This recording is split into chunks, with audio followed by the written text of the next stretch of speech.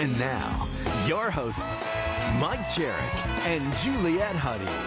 And I'm sure you've been following this. It sounds like a horror movie. Innocent families terrorized in their own homes by a group of anonymous hackers. Yeah, this is an incredible story. Imagine somebody hearing everything that you say, seeing everything that you do, and using that information to threaten your children's lives. For 3 families in Washington State, this is no movie. It is a campaign of technological terror they say is so real.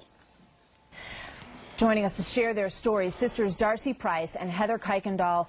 It is good to have both of you here. Also with us, CEO of IDTheftSecurity.com, Robert Chiliano. And Robert, good to see you again. I know you were on just a couple of days ago. We need some information out of you, but first the story. Give us some, Courtney, and you also have 2 other children, right? What are their ages? 10, Katie's 10, and then Connor's 9. And Courtney is 16. She's 16. Just, how did it start? Well, it seemed to start with her cell phone, and it spread almost as a virus. It sent out text messages to about 25 contacts in her phone. The very same message is kind of spread out over 25, 30 people. Exactly. It spread out to about 25 people. And then from there, it just went crazy. She noticed her phone doing weird things, so she powered it down, and they powered it back on by itself. Hard to believe. I hardly believed it myself until the next day. My cell phone and my husband's was charging on our kitchen counter, and we started getting phone calls too, restricted phone calls. Like somebody else was in total control of this phone. Total control and your of phones. the phone. And so we powered it off, and then our phones, I watched them power back on. Okay. If I hadn't seen it from my own eyes, Maybe we should listen to one of the sound bites so you guys get a feel for exactly what these folks are hearing when they answer their cell phone. Get the out. We kill people at Curtis when you least expect. All your stupid friends. And Curtis is the school, right? Is that where Heather goes? That's where Courtney I mean, Courtney. You're Heather. Courtney goes. When it got most scary for me, if I was in your family, is when it seemed like they're not only hacking into your conversations, they can see what you're doing. Tell me about the night you were all watching American Idol, like most families do in this country. Yeah, we were sitting in our living room, and my husband was on his cell phone, and so the camera phone would have been facing the couch that I was sitting at with my 2 young children. My son was eating top ramen covered in a blanket. The noodles. Yeah. And they described the blanket my son was covered in. They said they wanted a bite of his top ramen, and they said what... Scare the heck out of you. They said the color of my 10-year-old daughter's shirt, and they even said what it said, like a Roxy shirt, and told my husband to stop writing on the yellow legal pad. We knew it was terrible before this, but she called me that night. She was bawling. She said, I'm losing it. That's when I just can see me now. So clearly, somebody's watching. Somebody knows where you guys are. They know the colors of your cars. They know when you get out of them. And I know that you had a recent incident, Heather. You thought it had sort of calmed down for a little bit, and just when you're trying to take a breath, it happened again. We've changed our phones, got new numbers. You know, it doesn't just happen at home, because I think people think we have surveillance cameras or something in our home, a bug.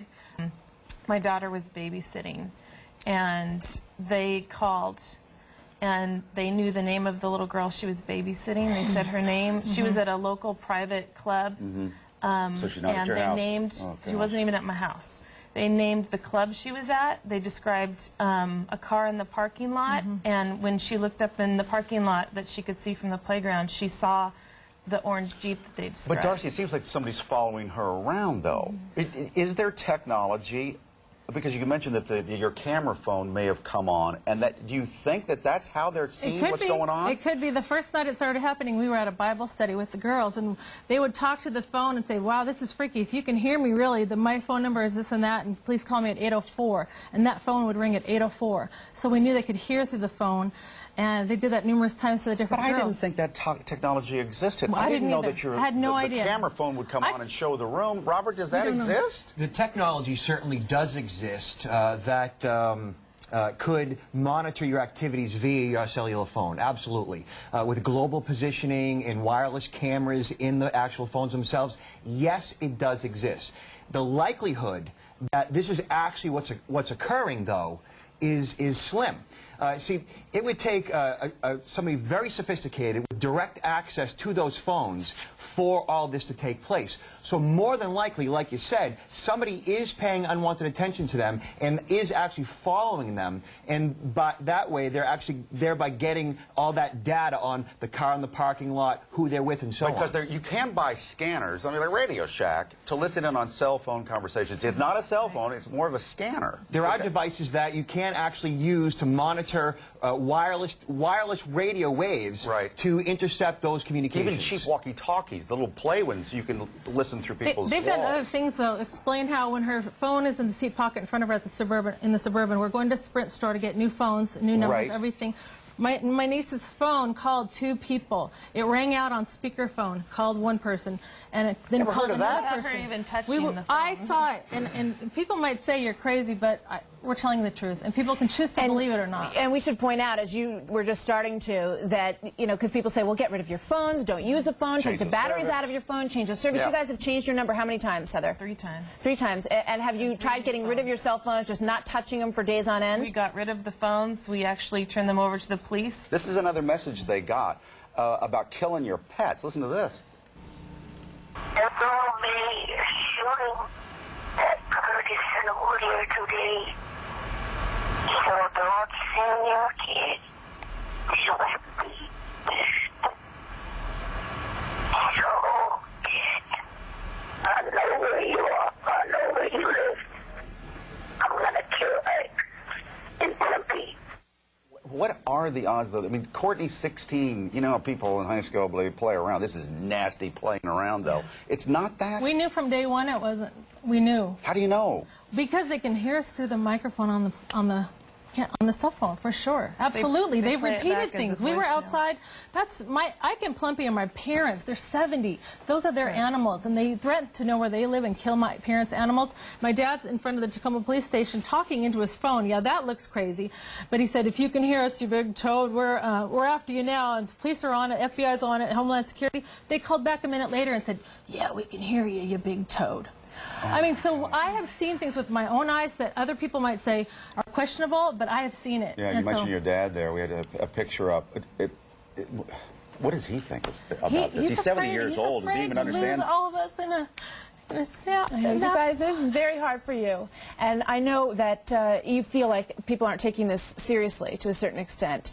How nervous are you about your kids' lives? I mean, you know, we see school shootings in this country that happen far more than any of us want them to happen. That's why we shouldn't ignore this. And it seems very serious to me. Robert, you know, why are people not sort of trailing this family all the time and worried that something serious is going to happen here? Well, stalking is something that occurs every single day in this country, every single day in this world.